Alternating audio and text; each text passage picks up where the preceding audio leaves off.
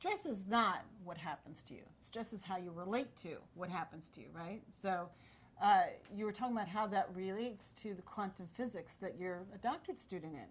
How does that relate more? So if you're filled with stress, whether that be about your finances or whether that be about having to go clock in again tomorrow to a job you hate, or whether that be about your marriage or your parenting or any area of life that's important to you, if your constant focus is in what's not working, what's not enough, or where there's a shortage, you're going to be filled with stress. So stress does happen as a result of your thinking patterns, where if I put a mission statement on my health that says I want peace inside above anything else, then if I continue to allow stressful thoughts to pour through my body, I'm not following my own mission statement.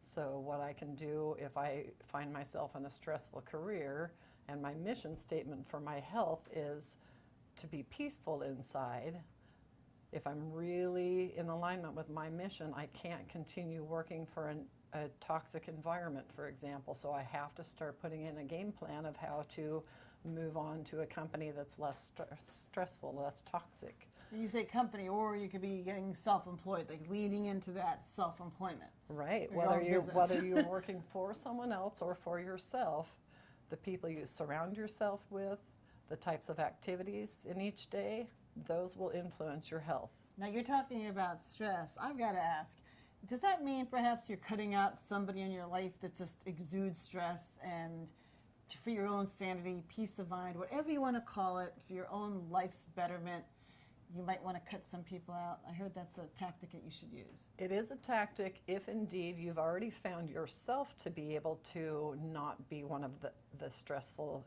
people. So if you're not a stressful person, example, you don't want to engage in gossip, and you've had a friend that tends to spend a lot of time in gossip. Maybe you've had an honest conversation with them that you're recognizing that it's stressful to your body to gossip, and that you're trying to lean in the direction of no more gossip. If they continue to gossip and continue to gossip, and you remind them again, your goal is to not gossip anymore, eventually, if you've honorably worked on not gossiping yourself first, and honorably had a conversation with friends that matter to you, family members that matter to you, if you want to spend time with them, and they insist on doing the same behavior that's negative, at some point in time, it's to your mission statement's favor that you understand you want to spend less time with the people who insist on still gossiping. Doesn't mean you have to eliminate them, you just get in, get out, quicker visits. So you, as long as you make sure you're the person other people want to be around, that's it. You can do it too. That's it. You wrote this book that helps people lean into a new career. Tell me about what inspired you to do this.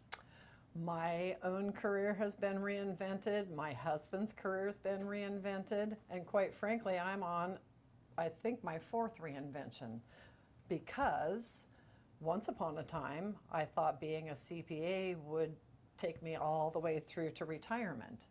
Now, as time's gone on, technology has changed, and quite frankly, I don't think humans are going to be preparing tax returns in the future. I believe there will be computerized enough that my services that I depend on now for a living may be eliminated. So I started thinking, well, what can I do? I'm a business consultant. I'm a tax expert, and I also help people start their businesses or fine-tune their businesses. They may already have been a few years into their business, and now they're thinking, should I just close the doors, or can I upgrade this business to one that I have fun in again? Well, I heard, unfortunately, the statistics, because, I wrote a book, and it brings me back to, unfortunately, only 20% of those who start a business will last past 5 years. Mm-hmm. And I think that it sounds like you're on a mission to help people not just lead into a new business, but prosper and ultimately make it extremely successful. But I think not enough people realize you can have fun while you're doing that. So I love your little tagline, putting the fun, what's that called? So help me out here. The fun pathway to your dream career in 11 easy steps. And the abundance, fun dance to abundance. I love put that. The fun dance to abundance. And the romance, because everything's related. But you know what? I've been wanting to ask you this. I think a big obstacle is your spouse and you might not see eye to eye. If you are fed up with your job, but you're getting a salary, what if your spouse is not on board to risking a salary, even if it's a couple steps down the line? You get one customer, you get two customers.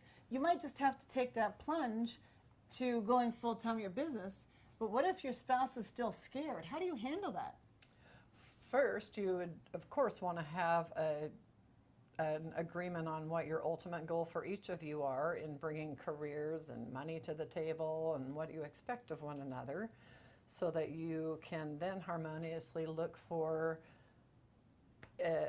being able to reinvent yourself and not hurt that goal that you both have. So if you look at your household financial needs, you can stop with your spouse that's fearful. Typically, they'd be fearful that somehow there's not going to be enough money as you transition into your own business out of your salaried employment status. Or what about benefits? Because what if they rely on your benefits and you want to go self-employed and you're not going to have any more benefits? And that's all still part of the finance package. So if I were to look at how much am I paid per hour, but I have no benefits, and another person is paid X amount of hour with benefits, what you really want to look at is what income do I need to replace my package. My employer, for example, might be paying me salary and health insurance and auto reimbursement or travel reimbursement, and now I'm going to be my own person paying for traveling, paying for advertisement, paying for health insurance. Oh my God. I ultimately This need sounds to so know. scary.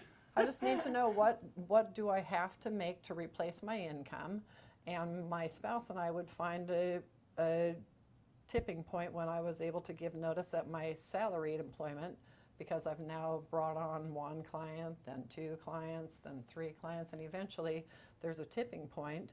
Some of my clients have been able to transition from full-time salaried employees to a part-time salaried employee to the same company as they grew their client list enough. So they're transitioning maybe both of the business and their employment provide all the money they need and benefits, and eventually if they're doing well in their business, then they can completely quit their job.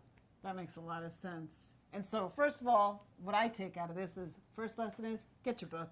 Second is you are available for consulting, right? You help people Absolutely. through that whole transition. Mary, how do you help people find their passions to reinvent themselves?